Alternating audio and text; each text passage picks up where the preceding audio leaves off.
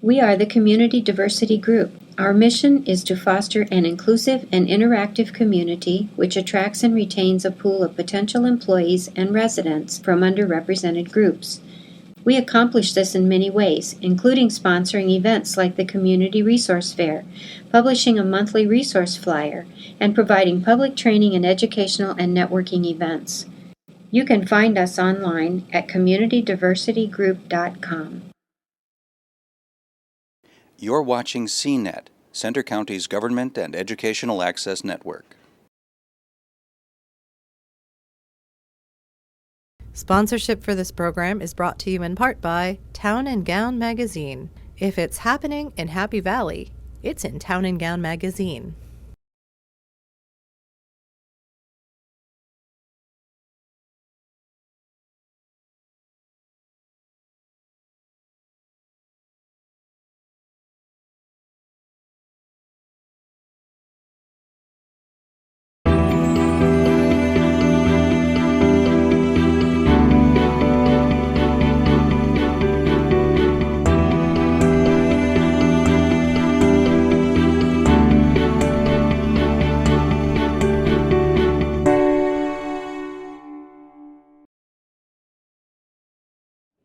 All right, so good afternoon.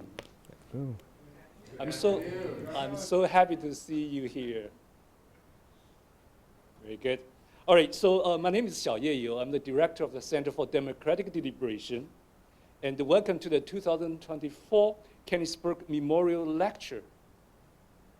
This annual event honors the legacy of the American literary theorist, poet, essayist, novelist, and rhetorician, for which it is named. For those who are not familiar with this name, Kenneth Burke taught at University Park, and his papers are archived right next door, literally next door. And today's program consists of three parts. First, our invited speaker, Dr. Eric King Watts, will deliver the Burke Lecture. And then next, we will recognize the winner of the Book Prize for Outstanding Graduate Essay on Rhetoric. And finally, a reception will be held at Professors Emeriti Jack Seltzer and Linda Seltzer's house at 6 o'clock. So don't miss it if you can't make it, right? And please ask me for the address if you don't have it already. All right, so relevant to today's talk, Kenneth Burke developed a sustained discussion of race and the racial injustice in his book, A Rhetoric of Motives. See, it has the name, rhetoric, right? And the essential theme running through the book involves the mystery produced in the separation of different social classes, as well as the courtship devices designed to transcend such estrangement. It is frequently within such context that Burke discusses race, especially focusing on one such aspect of race, that is, white Southerners' doctrine of racial superiority in relation to African Americans. And Burke's reference to race relations, peppered throughout the book, work to define a central element of Burke's concept of race, that is, positioning race as a socially defined, constructed group identity, which can be rhetorically manipulated for different purposes. And then, in the sequel to Rhetoric of Motives, that is, if you are not aware yet, this book, The War of Words, edited by our own Jack Seltzer over there. Jack?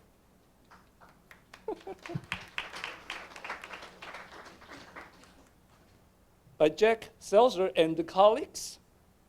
Okay, Burke, in this book, Burke discussed many more examples of how racial identity can be rhetorically manipulated, especially in the construction of whiteness.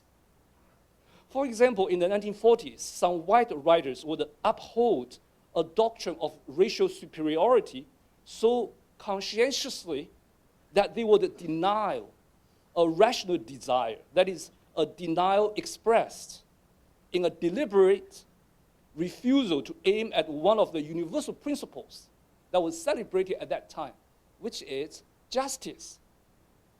These writers would translate a view of racial difference into temporal terms by stressing the different historical trajectories of African Americans and the whites who ended up in the United States.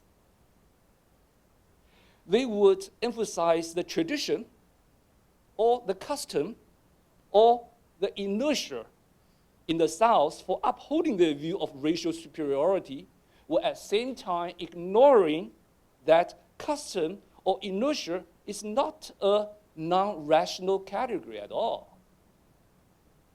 All right, so today we are going to learn more about racial identity and the rhetoric from Dr. Eric King Watts.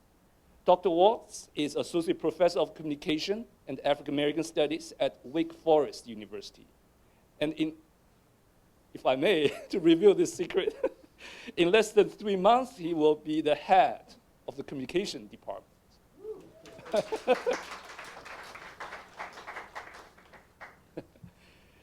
He has published widely on racism and the blackness, including his previous books, okay, Hearing the Hurt. That's fascinating. Okay, Rhetoric, Aesthetics, and the Politics of the New Negro Movement, and now his new book. Don't forget, we have Maya's here. Maya's here. So the new book, Postracial Fantasies and Zombies, on the racist apocalyptic politics devouring the world, extending into literary studies, aesthetics, and the critical media studies. Dr. Watts' research explores the manner, the ways in which public voice is invented, performed, consumed, and suppressed. In particular, Dr. Watts examines the diverse phenomena of African American public voice and its relationship to the representation of the black body, the meanings of blackness, the shape of civic culture and the community. Dr. Watts. Please.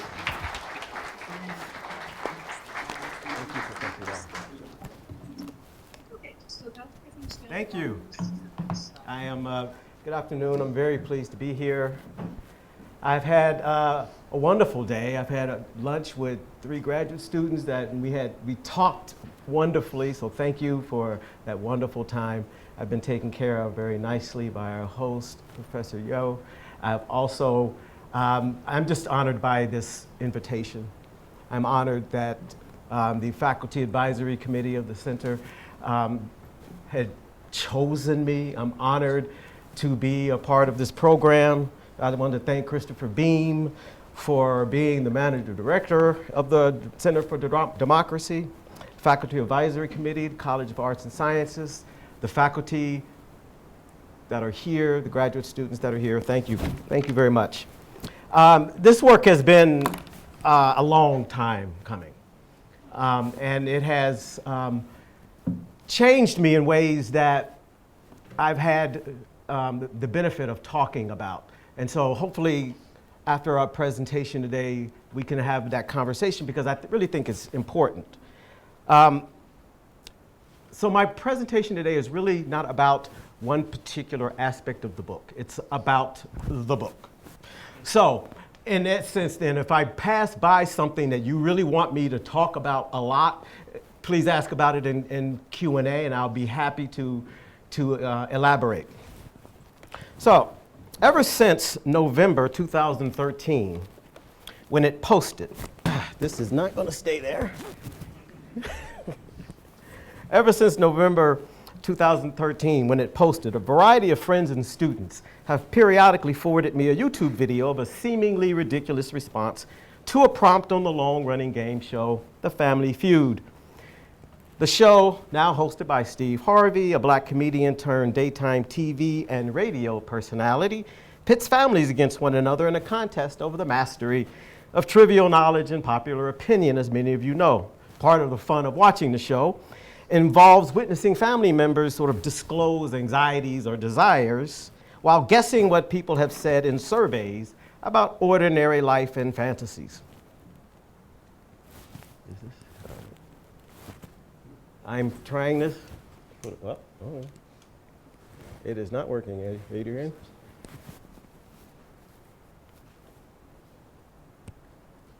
It was working a minute ago.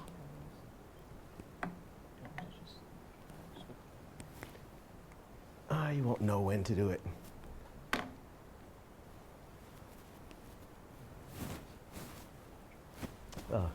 Did you move? Okay. The feud routinely showcases people under time constraints, pressure to come up with the most repeated responses to prompts like, our survey asked 100 women, name the body part of your husband you most want to shave. As you can see, awkward tension among family members usually excites the comedy, providing Steve Harvey an opportunity to clown the contestants. The clip that friends and students were eager for me to see was similar, but different enough to stand as an unsettling metonym for how blackness can and will suddenly burst out in a frightful specter haunting our post-racial social relations. I want to spend a little time at the outset replaying the scene because it's important to note how the mechanics of the show provide the structural conditions of possibility for intriguing and compulsive speech. Each round of the feud begins with a member of each family squaring off while Harvey presides. He reads a survey question and the contestants race to hit their buttons to be the first to answer. And if you're the first to answer, then you get it right, your family can join in the play. The clip begins with one female member from each family meeting Harvey center stage at the electronic dais. I don't think this is going to play, right? Christy, give me Kia.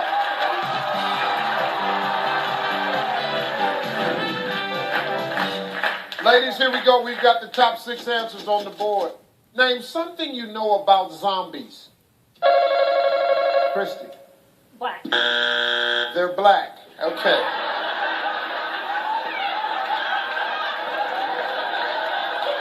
I don't know if they're white or just probably.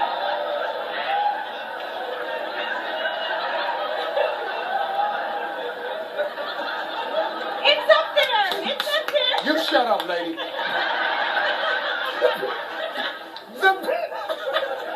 The black zombies. Yes, I'll be going back and forth, as you can see. Carrie, a black woman, hesitates for a moment while pondering the best response, which seems to give Christy an opening, and Christy rings in. And as you heard, she said black. But she has no confidence in that answer. It just sort of tumbled out of her mouth. But the feud, and one of the reasons it tumbles out of her mouth is because the feud's competitive pacing prevents her from taking more time to think about her response. A single word escapes: black. Harvey is flummoxed, and Carrie seems bemused and stares at Christy wonderingly. The audience enjoys the moment, a moment of blackness, nervously, trying hard, real hard, to laugh it off. It's clear from the video that Christy just can't explain why she said black. Her effort to revise it, as you noted, makes it worse. I don't know, she stammers. The context is fascinating. Standing face to face with a black woman, with the black family farther in the background, side by side with the first black host of the show, and asked to say the first thing that popped into your mind about zombies, she says black. The following interlude is both conventional and disorienting. Harvey's role here is to seize the energy provoked by this and channel it so that the comedian can thrive. Christie's outburst elicits a sudden buzzer sound, if you noticed, and an X big enough across her chest. However, this mechanical interruption was actually premature. Harvey has not yet turned around to the big board to see if black made the list, which he does in a minute. But what happens next is an even more intriguing, or perhaps I should say, telling occurrence.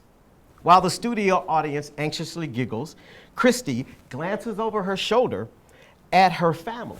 And so now we can see her whole face rather than the profile. One of the things, after repeated practice, I've been able to freeze it kind of at the moment when it's really impossible to know what she really feels.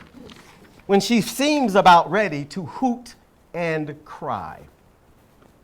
The moment of blackness on display here stands in an intriguing contradictory relation to the silly trappings of the feud. The show regularly stages a post-racial spectacle featuring black, white, Asian families in a good-humored feud. This game show artificiality is meticulously manufactured as a commodity that also markets the notion that racial strife has been converted into a cheerful game. Can you go back to the video? To the, yes, please. And go forward one. Thank you.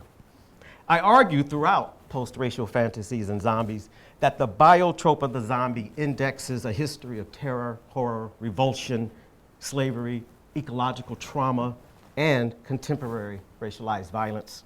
Thus, its formal features contradict the elaborate production of the post-racial comedy that we just saw. As this book illustrates, fantasies of the post-racial depend on and reanimate the affective circulatory systems necessary for the abjection of the black zombie. The post-racial, then, is not a time of no race or racial past tense. It doesn't signify the dissolution of brutality, of racism. It doesn't mark the emergence of a universal humanity. And yet, it's not quite an absurd fiction either. It's a recurring traumatic condition triggered by ruptures, again, or fractures in what Lauren Berlant calls the sovereign sensorium of a society, felt as threats to the imaginary and symbolic status of whiteness. Christie's blurting of black allows us to reorient our senses toward the submerged fissure out of which it burst. Not surprisingly, her response was viciously mocked on the internet through all kinds of means, and basically that mocking repeats what Steve Harvey told her at the end, which is, "Shut up, lady." This sort of internet chatter functions like the feud's big red X, as an injunction against interrogating the leaked language, repeating Harvey's own, not quite funny admonishment for her to shut up. But I don't want Christy to be voiceless. Christy actually said something important, revealing, is my argument. In many ways, the entire book is about voice, not voicelessness. And thus, I don't want Christy to be voiceless. It seemed as though at this time, 2013, everywhere I looked, I saw zombies. And I was wondering, or hearing zombies, and I was wondering why. Well, one event occurred in 2010. I don't think that was a transition. Okay. On Halloween night in 2010, AMC debuted The Walking Dead, the first American TV zombie series. Picking up the pieces after a contagion destroys civilization, the show dramatizes the struggles of survivors. For the group that the show features regularly, in the beginning of the series, they're heading back into Atlanta for foraging and scavenging after they've established a colony, in a sense, out in the woods. In episode 2, it's while foraging for supplies that Glenn and Rick, two principal characters, meet in downtown Atlanta. In episode 1, Rick wakes up in the hospital, doesn't know what's happening, gets befriended by a family, by a man and his son, who comes back later in the series. And then he's off to Atlanta to find his wife. Soon after leaving, Rick finds a horse and rides it into town, rides down the wrong street, a street packed with walkers, and he needs to save his life by hopping in an armored tank that's on the street. Hopping in the tank saved his life. Listening to Glenn over the radio saves it again, because Glenn has witnessed his predicament and then talks to him on the radio and instructs him on how to get out of that situation by shooting his way into an alley and climbing to the roof. On the roof, Glenn's group is unraveling. I'm gonna play this. Some of you crazy! Huh? Hey! You ought to be more polite to a man with a gun. Huh? On a common sense. Man, you wasting bullets we ain't even got, man.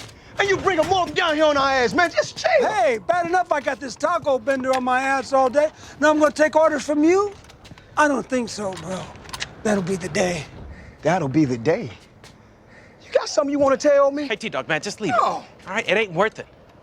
Now, Merle, just relax, okay? We got enough trouble. You wanna know the day? Yeah. I'll tell you the day, Mr. Yo. It's the day I take orders from a nigger. Hey, come on, Merle, that's enough. Come on! Vincent! Vincent!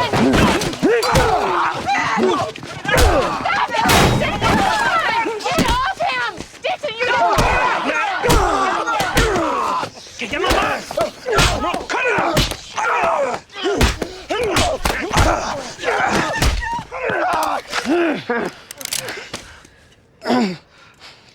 No, please, please.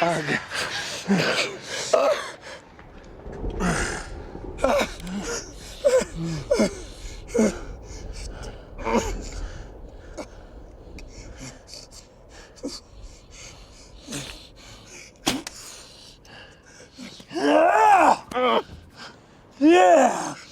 All right! We're gonna have ourselves a little powwow, huh? Talk about who's in charge. I vote me. Anybody else? Huh? Democracy time, y'all. Show of hands. Huh? All in favor? Huh? Come on. Let's see him. Oh, come on. All in favor? Yeah. That's good. Yeah. That means I'm the boss, right? Yeah. Anybody else? Anybody? Yeah. Go!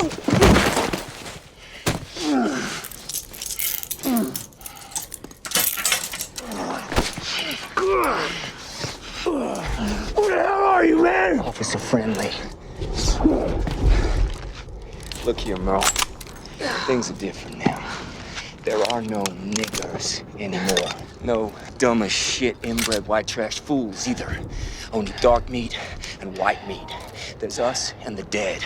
We survive this by pulling together, not apart. Screw you, man. I can see you make a habit of missing the point. Yeah, well, screw you twice. Ought to be polite to a man with a gun. Only common sense. You wouldn't. You're a cop. All I am anymore is a man looking for his wife and son. Anybody gets in the way of that's gonna lose.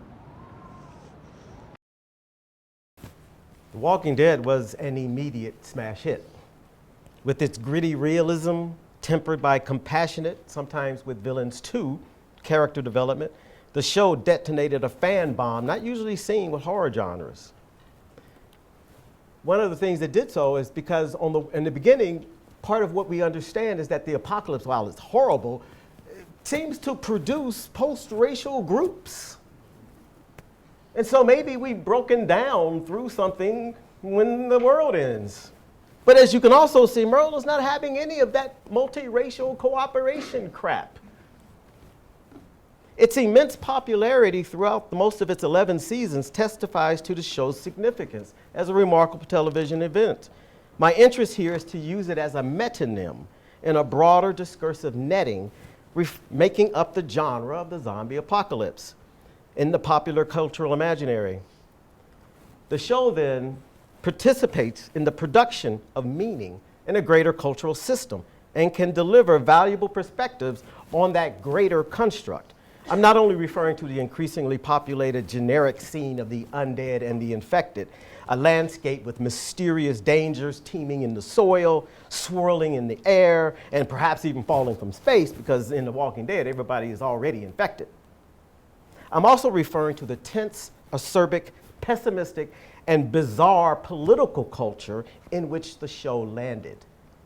It was barely 2 years into 2 years after the show developed that black man became president 44, inaugurating a discourse of post-racial. Far from unrelated to the potent feeling that the US was experiencing a remarkable social moment, I actually argue in chapter 4 that the Barack Obama era came equipped with intense affects regarding social change that were captured and vectored through the emergent zombie apocalyptic genre. Both intense enjoyment for many and animating a cultural imaginary about race relations. For now, we need only understand that the post-racial often conjures a scene where formal racialized hierarchies seem to get upset or even toppled. This popular understanding of the end or transcendence of racism has led to dismissive attitudes, as you know, that the post-racial is a fiction or a lie or whatever. The phenomenon, however, is actually a dissensus. Some people anticipate better days. Some people grow grim with visions of desolation on the horizon. Still others don't care about global social terms like post-racial. These tensions among ideological and affective sensibilities and dispositions are racialized and gendered, taking the form, repeatedly, of culture wars. For example, note the public controversy that followed the launching of the president's first initiative during the summer of 2009, the Affordable Care Act. At that time, political observers were granted a front row ticket to a series of seemingly laughable, depressing performances of political theater, the carnivalesque character of anti-Obamacare town hall meetings. It was while reporting on one of those fear-driven riotous departures from reality that Chris Hayes, then Washington editor of The Nation, said to Keith Olbermann that the Obama election, quote, broke their brains. And as we know, zombies are made because of swollen brains. As dissensus, the post-racial promises that there is a place beyond race, but such a promise is a threat to white supremacy and therefore triggers anxiety and identity formation problems in general. A post-racial America, whether because of an election of a black man or a zombie apocalypse, is also a post-white America. In the world of The Walking Dead, Merle's Georgia no longer has a black president, nor a functioning government to tell him what to do or how to do it. No fire department, no police, no garbage. Free to inflate his personhood into this vacancy left by the death of the politicians, Merle snorts cocaine, he shoots off his gun and his mouth, and by beating up T-Dog, brutally enacts the post-racial fantasy of the reclamation of white male sovereignty. Not only does Rick disturb Merle's fantasy by embodying the new sheriff in town, Rick entertains a different post-racial fantasy, one shaped by the need and the desire to cultivate smart and competent teamwork in a crisis. For officer-friendly, racial differences have been transmuted into preferences of zombie tastes, dark meat and white meat. Interestingly, both Merle and Rick seem to know that there is an opportunity here to have a traumatic insight, that somebody's going to be in charge, we're going to remake something. Rick's pragmatism aspires to colorblind relations. Merle's new society would be the old society, just stripped of the elaborate pretense of democracy, fairness, or inclusion. Merle dreams of a renaissance of a world where men like him openly dominate what he calls in the show repeatedly niggers, sugar tits, and taco benders. In 2010, TV audiences would have been keenly aware of, if not deeply invested in these forms of intensities and feelings. It was very difficult to circumvent the tensions gripping American polity that aligned with Rick's, and by proxy, Obama, and murals, and by proxy, the birthers, the Proud Boys, the Tea Party. In fact, 1 week following the premiere of The Walking Dead, the Democratic Party leadership might have been wondering about being exiled to a zombie wasteland due to the ass-kicking they received on the night of the midterm elections. It seemed as though the Republican Party was not having any of that multiracial cooperation crap either. Post-racial feelings and discourses are not necessarily racist, however. They prime us for strong affective responses, contractions and expansions that in our particular culture seems to favor border patrolling and fencing. I choose in this work, therefore, to focus on the repetition of vicious reactionary forces against any positive promises the post-racial might tender. The term signifies a breakthrough, a fracture, a rupture of the political operations of a society or community. It seeks to communicate the notion that previous stubborn designations, like racial categories, have loosened their grip on our subjectivities and our bodies. If there's good news here, then maybe we are able to repeat President 44 strategically. Such a structural interruption could set our world on a new course. However, against this capacity of post-racial, tradition is leveraged. Old forms of political power reauthorized. Anti-black police tactics thrive. It is in this vein that scholars decry the post-racial as a myth. Indeed, I contend that the post-racial is the most recent name we have assigned to a phenomenon that is repeating, that is recurring. The post-racial, going by different names in different times, signals a disturbance in the symbolic order, like the election of a president, that sponsors potent bodily and ideological responses of joy, elation, terror, foreboding, etc. When it is asserted that the U.S. is a post-racial country, we have to recognize or reconcile this assertion with the scales of anti-black violence that we see. This violence is fomented by the production of blackened biothreat bodies. This violence is cultivated through rituals of securitization and weaponization, and enacted as fantasies of the reclamation of white male sovereignty in a new era of political and ecological domination. This discursive function of contemporary U.S. social discourse utilizes what I call biotropes, a fusion of racism's force on the body with the mechanics of signification.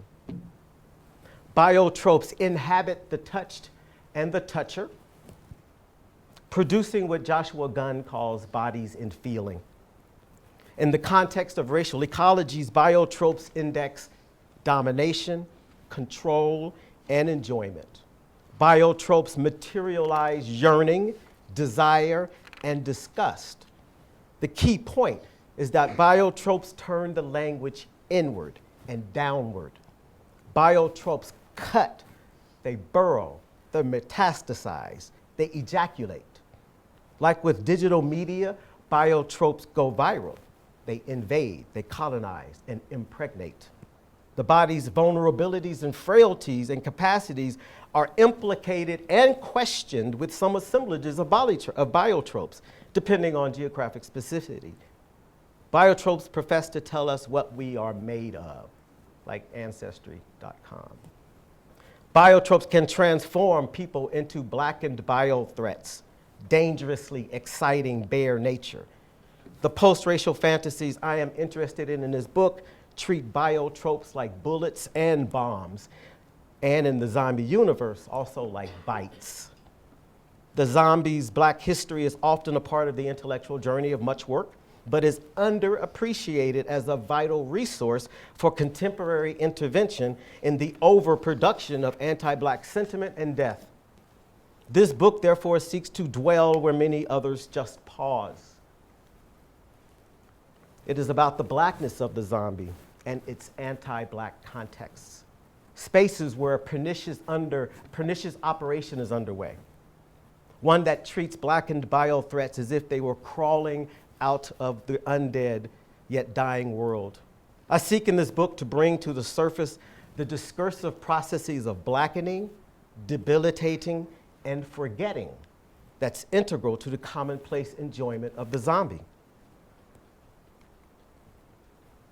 In the tragic forgotten histories of zombies, a writer for The Atlantic addresses this missing link between French colonialism in the Caribbean on what was then Saint Domingue and what Americans imagine now when they think about zombies. Quote, half of the slaves brought in from Africa were worked to death within a few years, which led only to the import of more.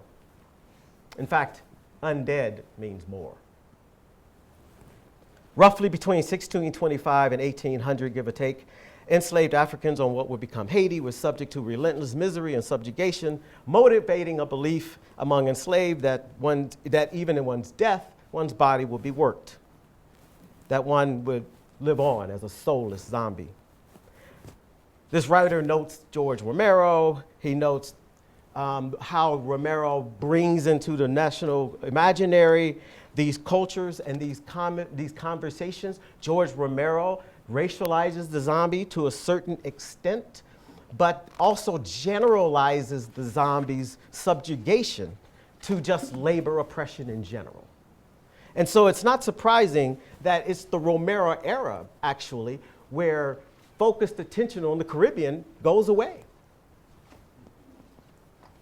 And therefore becomes, the zombie is delivered to us, therefore, as a platform for escapist fantasy. It's without a doubt that psychic structures and affective qualities of fantasy are modulated by the zombie. And this is a part of my key point. But we must closely consider what we're talking about when we say fantasy. I want to take a moment to highlight how a zombie's fantasy structure, especially when we relate it to the zombie apocalyptic genre, is primed for a reclamation of the terror peculiar to the zombie's horrid and racist colonial past. We forget that, unless it tumbles out of our mouth because we're being pressed to say something about zombies, we forget that the figure of the zombie personifies abjection. It represents enslavement, being turned into a supposedly mindless hulk of flesh where one's individuality and subjectivity are erased, where one's descendants are always already condemned to the same fate as thing or tool. A state of existence in which a body is compacted to primal functions, shaped by global consumptive urges, making goods for the metropole and being eaten alive by colonialism.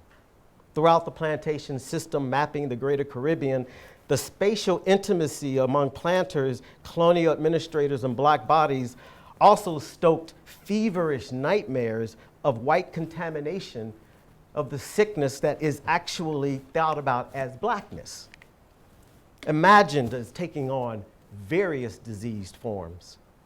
Likewise, the potential for violent insurrection by the enslaved populations haunted the fluid dynamics of colonial biopolitical administration.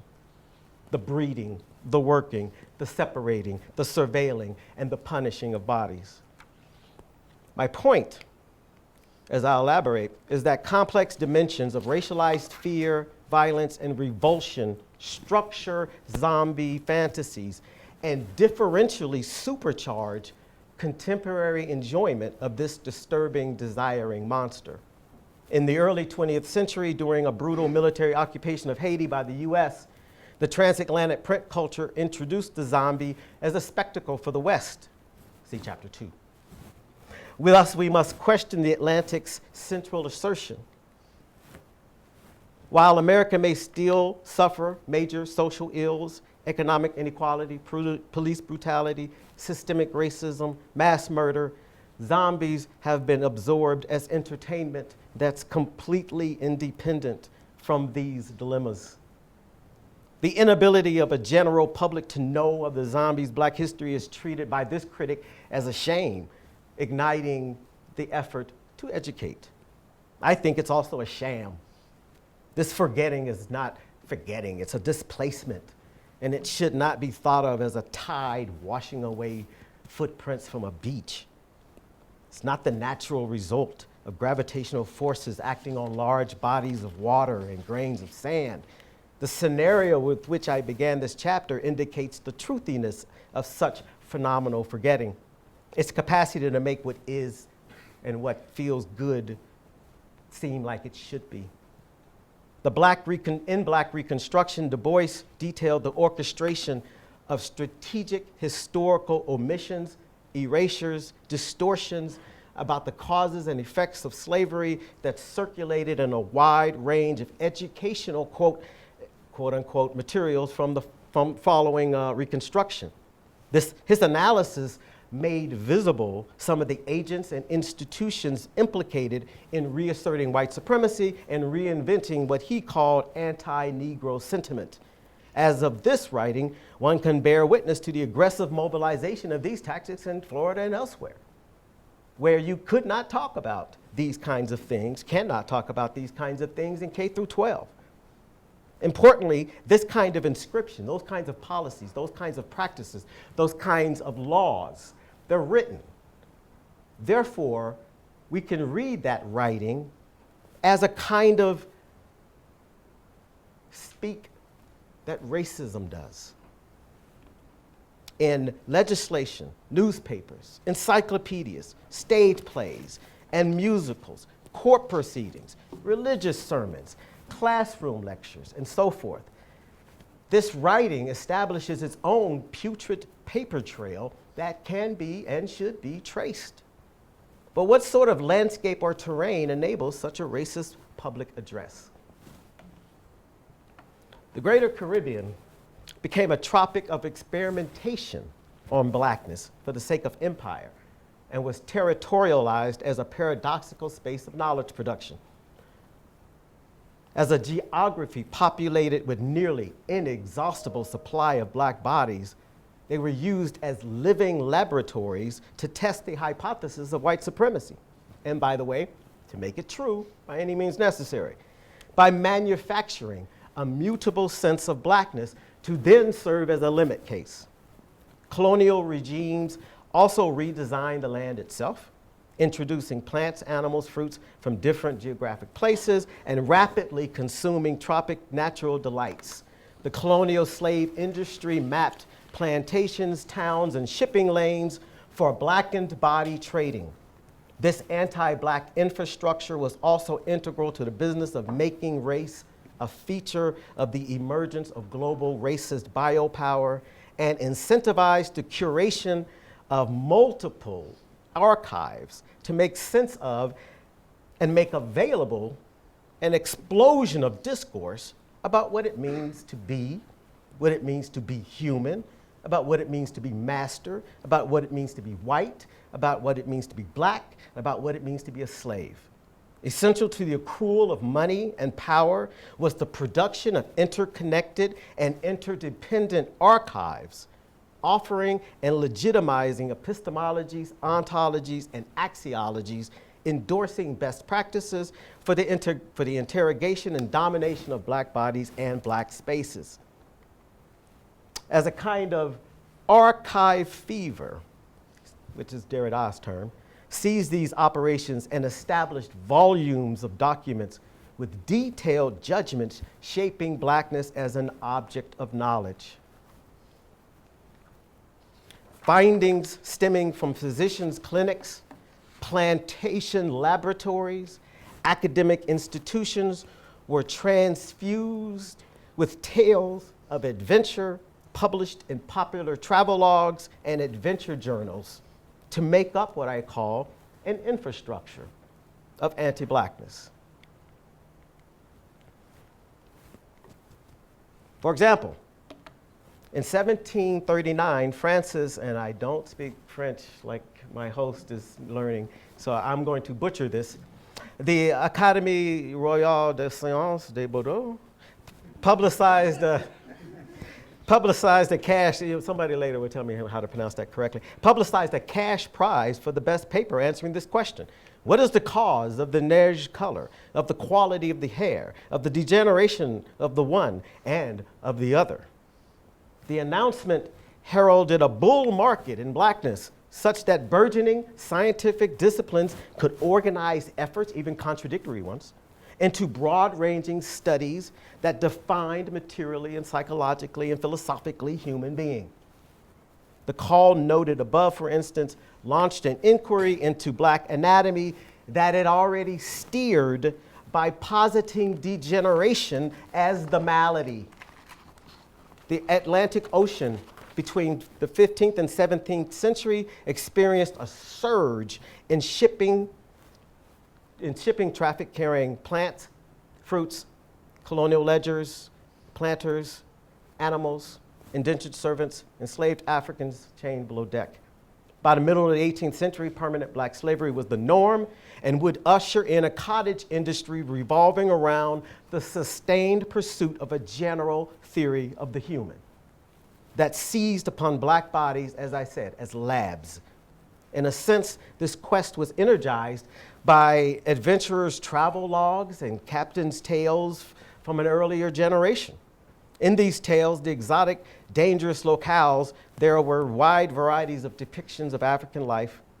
But like the tales of the zombie, these literatures figuring African culture and kinship were what I call fantastical non-fiction. I'm not sure what that is. Transition. If you're going to spend the kind of time, money, treasure, and to build an infrastructure of anti-blackness, to produce blackened biothreat bodies that need to be worked to death before they kill you, if you're going to do that, then you probably should arm yourself. This print culture served as an archive for making sense of the Haitian Revolution in the 19th century and offered biotropes of a brutish black biopower that contributed to the seizure of Haiti in the 20th century. Integral to these contexts is the alarm raised over the basic character of empire building, given its reliance on the brutal technologies of modern racism that were invented and unleashed through biopower. I contend that the anxieties resulting from the overthrow of French colonial rule in the 19th century provoked and sustained fantasies of white sovereignty that preconditioned the violent military takeover in the 20th century. These crises of sovereignty share a psychic and discursive structure with our contemporary post-racial fantasies. By linking these contexts, the print culture interpreting the meanings of black revolt in the 19th century and the political culture of US martial law in the 20th century, we can better observe and think about how the post-racial indexes keen ruptures in racial order and how biotropes of the zombie mediate such tensions, convulsions, and breaches. The zombie figures are recurring fantasies of a reclamation of white masculine sovereignty in the face of blackened biothreat bodies, rehearsing our contemporary enjoyment of the zombie apocalyptic genre. It mediates anxieties over white sovereignty and the biopolitical administration of black and brown bodies, shaping its popularity in contemporary culture. One of the things that I discovered regarding the contemporary culture was Zombie Obama. One of the things at NRA was this model was on display, called Rocky, by the way. Zombie Obama was the name that the media gave him. And when I went down this rabbit hole to figure out where does this thing come from, you find the company Zombie Industries, a particular company, but you also find Zombie Industries, an industry dedicated to making zombie material forms that would be used by people who believe that the zombie apocalypse is actually something we should be preparing for. Rituals of securitization can become a way of life. Prepping for the zombie apocalypse mediates racialized tensions. Zombie preppers buy this model. It's almost always sold out, by the way. I checked this morning. So if I wanted to buy it, I don't know if I could. I don't know if I would want to, but I don't know if I could because it's always sold out, which tells me something interesting when its other models are in stock. Prepping, zombie preppers, is a world disclosed to me through the object of Zombie Obama.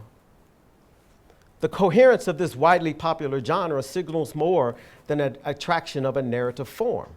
What I'm trying to illustrate in the book is how historical blackness and the zombie is integral to end-of-the-world imaginings. Let me say that again. The book illuminates how the historical blackness of the zombie is integral to the end-of-the-world imaginings regarding the zombie apocalypse. This transfusion of black suffering and death with apocalyptic deep structure is not inevitable. It has been cultivated through a sovereign sensorium perceived to be once and always in dire straits. The zombie apocalypse repetitively stages the plausibility of whitened lives devoured by blackened biothreat bodies, thus repeatedly sponsoring sustained and feverish preparations to repulse them. Preparations. Like Zombie Preparedness Day in Kansas, in Zombie Preparedness Month, which is October. The Kansas Office of Emergency Management put this event together, invites all the families, picnic, games, zombie walk at 7, don't miss it. Who is also invited, I mean, all of the people who are invited, of course, would be first responders and people who can provide expertise about how to prepare yourself. Because by the way, and they use this slogan, lots of people do, if you're prepared for a zombie apocalypse, you're prepared for anything, which is in a sense true, right? In a sense, it's true. So they have this stage area, and they're trying to get people to participate in preparation. And they sent out all of these invitations. One group that answered the call to come out and talk about preparedness was the Kansas Anti-Zombie Militia, who are fascinating. Fascinating. I followed them on Facebook before they kicked me out. They realized I was trolling them, but I wasn't. I was trying to figure out who they were and what they're doing. And so one of the things that interests me about Kansas Anti-Zombie Militia and other groups like it is the fact that they construct their material lives in line with the narrative of zombie apocalypse. They wake up, they go through days, they go to work, and then in the evening they train. Weekends they're training. They have their kids training with them.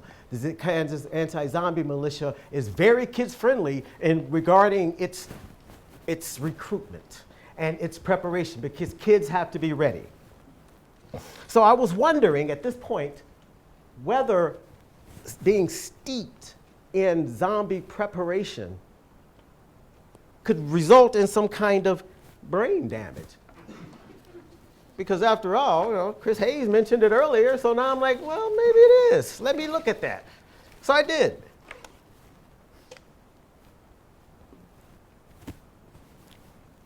Two days into the abrupt suspension of class for in-class meetings in 2020, my daughter came down the stairs, shocked, scared, weirded out, and said, "Dad, this is like the zombie apocalypse you're writing about." And I said, "Shit, I need to stop talking about the zombie apocalypse." But I wasn't the only one talking about the zombie apocalypse. A lot of people were. And so, even as I struggled to dispel the anxieties about it and held her close and tell her not to worry, everything's going to be okay, I also was looking at the media environment and its compulsions with the zombie. The recognition that the pandemic offered these intense aesthetic experiences, like being freaked out about not being able to go to school like my daughter, actually fueled this work. The pandemic signaled a molding of the flesh with the apocalyptic depths and qualities. It suggests that our bodies, individually and socially, have been and continue to be habituated by the survivalist stories we tell in order to make them familiar for us, in order to understand what's going on. And then I saw this. It's grainy, so I didn't use it in the book. This is a photograph from an anti-lockdown protest in April of 2020 in the Columbus, Ohio. Composed by an Associated Press photographer, the image of angry, contorted, and grimaced faces pressed against the glass windows and doors of the State House initiated a Twitter storm, now X, noting the images, noticed the remarkable resemblance to a visual trope in horror movies, particularly zombie movies. Shot from the inside of the State House, the picture incites feelings of claustrophobia, entrapment, and danger, as if the protesters banging on the glass have contracted, and I quote, a rage-inducing infection. The ritualistic nature of prepping places immense weight on repetition. The reiteration takes in a labor energy and exerts it into prepping and converts it into a complicated matrix of feelings, intense and anticipatory, of being released through violence. The zombies' media function involves repeatedly linking to evidence of the inevitability of the zombie outbreak. The more zombie signs are spotted, the more one continues to spend time on treasure and prepping. Indeed, such warning signs can appear normal to us, but provoke deadly and dangerous actions from folks primed to repulse blackened biothreat bodies while caught up in post-racial fantasies. There's a sense in which the zombie apocalypse plays with forms of arousal to the point where the zombie's media function might be to make preppers come with enjoyment, waiting breathlessly for the chance to get back on top, digging mass graves, cultivating strange fruit. The zombie's media function is to extend into oblivion the fantasy of white male sovereignty. The January 6, 2021 insurrection brought rituals of securitization and death to the US Capitol for this very reason. I have been gifted with many platforms on which to share these musings like this one. Again, thank you. Every time I face this question in one form or another, what about us? What do we do? How can we disengage from zombie relations? What can we do to muck up anti-black operations so we can save our lives? How might we get everybody to understand that racism doesn't care about white people either, which is a Fred Moten quote. We can all be blackened to death, like zombies. Thank you.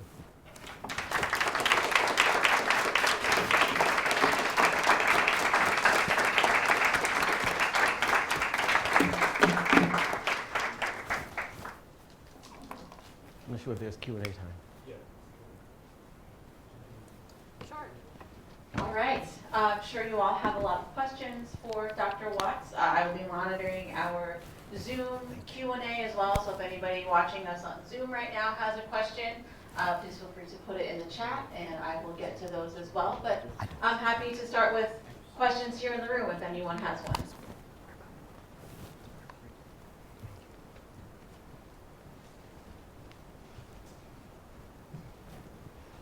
Thank you so much for the presentation. This Sure. is absolutely amazing.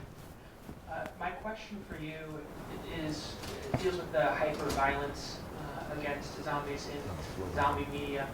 And my question was, is there something of significance to the fact that the zombies being alive is seen as a disruption to the social order, and their murder is seen as a restoration of the natural world?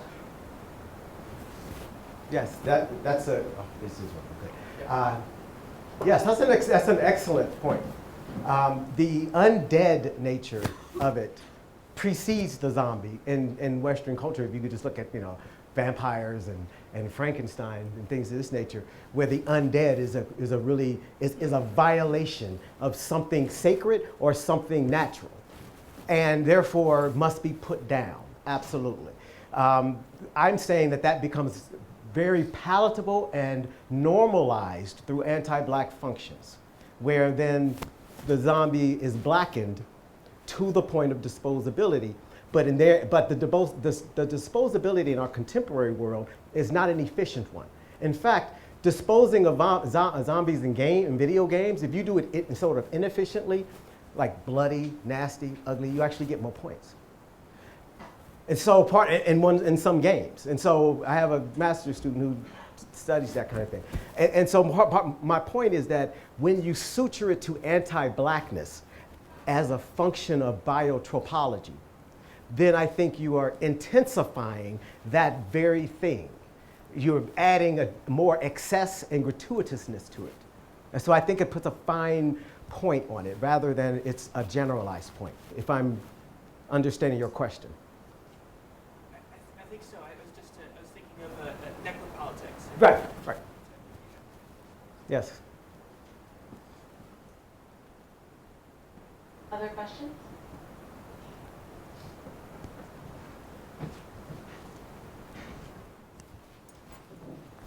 Thank you so much, Eric. I want to go back to the first words, the first lines, and your emphasis on the quickness and the speed with which blackness, you used trips, falls out of the woman's mouth. And so I wonder if you could tell us about your investments there in that speed, that quickness, that reflux. Right, yeah. I've thought about this. I don't play with it much in the book beyond a provocation, but I have thought about it. Lisa, one of the things that it reminds me, one of the reasons why I went to Joshua Gunn in the first place was that this piece that he wrote about the way in which the sexuality of speech is bursting through, and that release can be understood in some ways. I'm playing with the idea that she understands precisely on one level that she can't clearly articulate, that she can't say, but she understands there's some link between zombies and blackness. I've heard it somewhere, I've seen it somewhere. And therefore, then the prime pressure pushes it out of her mouth. And that it might have been also orchestrated by her visual, by the visual context in which she's standing. And so I'm really just having fun with it as a way to introduce the topic in a way. But I do really think there's something more there than what I do with it in the book. That's absolutely. The speed of zombie movement, but also the zombies also. That's fascinating. I hadn't put that piece to it. Thank you. We'll come back here. You don't need it. Go ahead, Steve. Yeah, it's so that the people watching. Oh, right. Yeah. Sorry, people watching. I'm wondering if you can talk about if there's any relationship between your work, this project, and ideas of possession, whether it's like spirit possession or sort of the more physical sense of being able to possess something or someone. Just as you were talking, especially about like the Caribbean, I'm just thinking about spirit possession and how central that is to like Caribbean Black culture. Yeah. I'm wondering if that comes up in your book at all or in other works that you've done. I'm just curious. It doesn't, but I am very sensitive to it. And the reason it doesn't is this. I'm tracing a particular line of argument that basically butchers and dismisses much of the reality of the folktale, right? Much of the Afro-Caribbean sensibility is whitewashed. Much of the cultural history is whitewashed. And in fact, and I talk a lot about it in chapter 2 through the work, the book, The Magic Island, which was written by William Seabrook, which is what is seemingly introducing the zombie to the Western culture. And therefore, what the zombie narrative is what he said it is. Right, and so that's, and I mentioned that in a footnote that there are great resources regarding getting a better understanding of the cultural work that this folklore is doing in the context of its doing it, but it's lifted out and then taken. And I follow the lift and take. I follow that theft in a sense. And therefore, that my entire argument is about that. Does that help a little bit? But it's very rich. That possession is exceptionally rich. And that's one reason why, by the way, the zombie is a sympathetic figure in its Afro-Caribbean histories. It is not a thing to be destroyed. It's a thing to be rescued. It's a thing to be saved. It's a thing to be returned to its rightful place. In fact, people who are accused of zombification were often murdered because of that victimization of someone else. And therefore, and so one of the things I do in the book, and I know you didn't ask this question, but it also comes up when I say that first part, is that there is a moment in which the affect turns, where the zombie is not sympathetic. And that's actually when it leaves its Caribbean space. When it's in a non-Caribbean space, the zombie must be destroyed, not rescued. And that was George Romero. Sorry. Does that help a little? Okay. Thank you. Amazing. Sure. So listen, I just have a quick, I'm sure, terribly literal question about a figure of accounting, and that is, in a sense, is go forward. Can you provide a sort of a genealogy of the sorry, I'm stumbling. Like I'm looking for something like the iconography of the black zombie. And so, if I'm understanding, then there's this post-Haitian Revolution turn, and outside of the Caribbean. Yes. Yeah, and do we begin then to see the image, visual yes. black image of the black zombie? That's, again, sorry for being so literal about this. Well, we can continue to literal because the first film is called White Zombie. The first zombie movie is called White Zombie, as a way to distinguish the predicament of the white woman who is zombified as a sex slave from the ordinary, real zombie, which is black. And so just like white trash, trash is black, but then you got to say white in front of it when we call white people trash, right? Because its norm is black trash. But you don't have to say black trash because trash is black. Zombie is black. So we have to say white zombie in order to distinguish this particular dramatization. And in White Zombie, all of the zombies are white in blackface. There are no black actors. No, 1932. And then the film that I'm using, it's not, the cover art that I'm using, and you can scan the QR code and order it right now, pre-orders. The cover art is from the 1943 film, I Walked with the Zombie. Both of the two zombie films that I'm mentioning, White Zombie and I Walked with the Zombie, interestingly enough, the zombification power is in the hands of white men who use it against white women to turn them into sex slaves. And the Caribbean is just background. Just background. If that helps. I realized I wasn't using the mic. Sorry, Zoom people. Hello. So I've heard the term zombie used as a metaphor for politics, and when it's used in that way, like in political science, it's usually saying, this group is the zombie in my metaphor. The end. Hope you enjoy. Something that surprised me is when you talk about this, and I'll say the word MAGA out loud. The preppers, the folks who, the militia taking advantage of this opportunity, it's not a kitschy Seattle zombie walk. Now it has this much more sort of apocalyptic kind of tone to it. Okay, that I associate with the next. So now I'm on the side of the prepper if I'm in that camp. But then when we see the January 6th images or the people pressed up against, now they are the zombies, the ones who were on. And so it's confusing. Right. It is. So maybe you just say the metaphor has got it's got it coming and going. But does no one detect the irony? Are they, wait, hold on, are we now the zombies in this? Help me out with that. What's going on? Well, it is confusing precisely because one, I think the way in which I'm talking about it is a metaphor that conditions relationships. It can, it's at the end of the book, what I'm really getting at is the production of zombie relations, where I can demean you and reduce you to a blackened biothreat body in order to have a political outcome or death. And so in that sense, then, it gets very confusing because I could easily, because there are people on the right call Democrats zombies. We're mindless Obama followers. That's why the zombie Obama was important to them. Exactly. And so, but notice that if I turn around as I did, and introduce the idea that MAGA followers may be the zombies, following the zombie master of Trump, then we get the zombie relation. So I'm really just trying to show the zombie relation that can be established, and that's what's really dangerous for apocalyptic politics.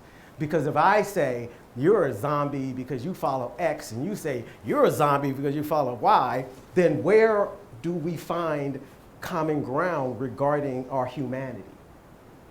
Exactly. And so so ultimately what I'm doing is talking about how this trope functions politically. And this is one reason why I don't follow a lot of the Afro-Caribbean narratives that are rich and wonderful. And people have done it, and I borrow from them, but I just footnote it and move on because I'm following the political narrative of the usage of the zombie in particular historical moments. And in our moment, it's the production of zombie relations in apocalyptic politics where the other serves as a placeholder for a bullet in the head.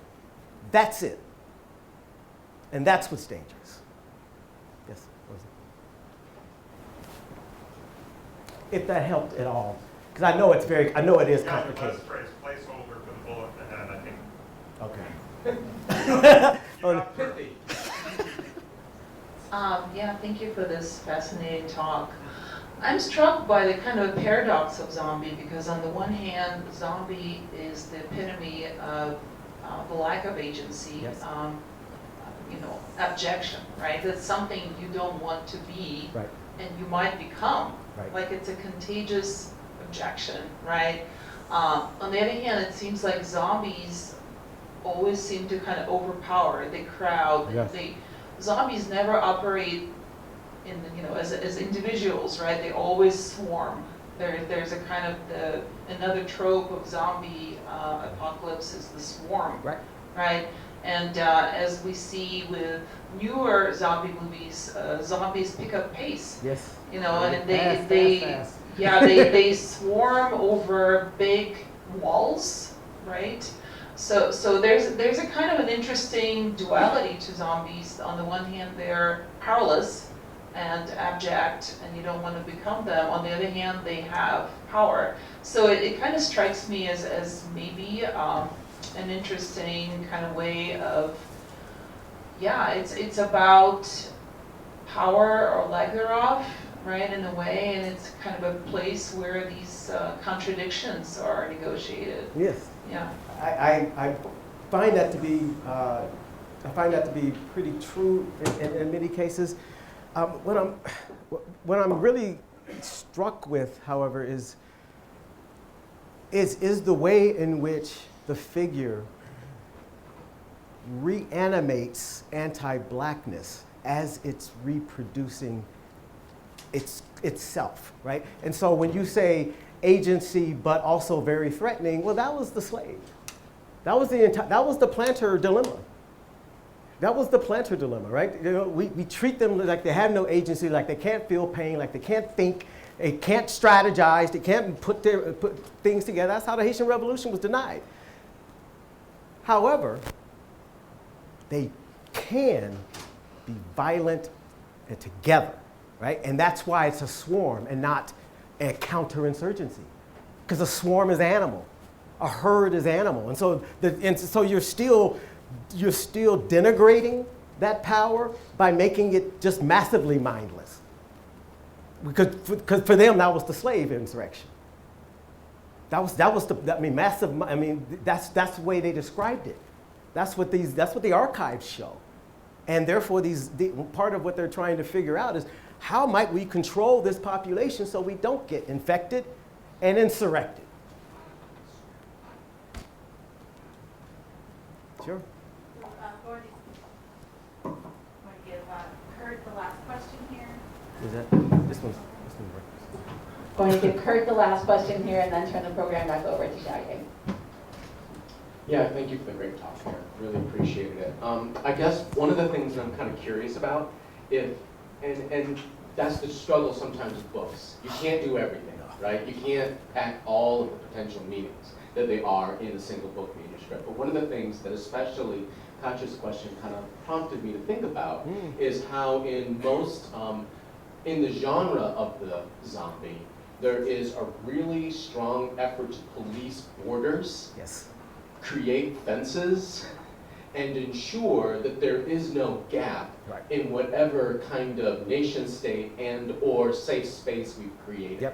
And so I'm just kind of curious, does the question of, is that part of the project as well? In other words, have you had the opportunity in this particular project, or have you done some thinking about how this is reflective not just of politics about blackness and anti-blackness, but also politics relative to immigration and things and migration? Yeah, there. It is on. Yes, I have not done real work on it, but in the conclusions, one of the things that you find, one of the things that I talked about was the way in which the southern border and caravans of folks, you know, vectors of disease is what they were, is the language that the Trump administration used when they were when they were just basically turning people away. And they were basically using very old policies regarding health to deport folks, right? Without even testing whether they're sick. And so yes, in the sense that immigrants, in the sense that global, when you look at the global pandemic, Black and brown people suffered the most globally. And part of the question was why? And so my issue is to think about how the zombie figures in different nations and borders and security, but I have not followed that very closely.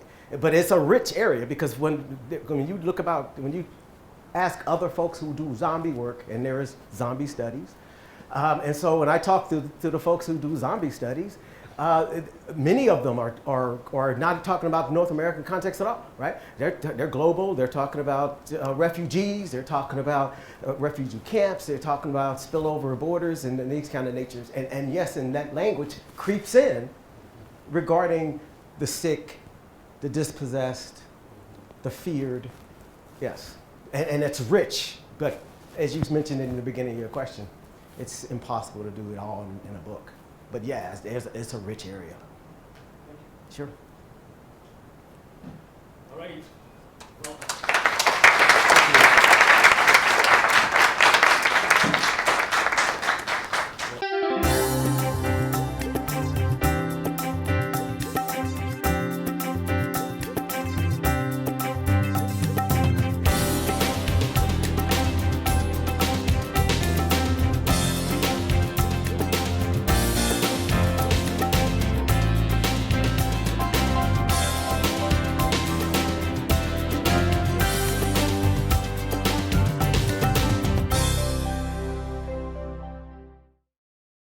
You're watching CNET, Center County's Government and Educational Access Network.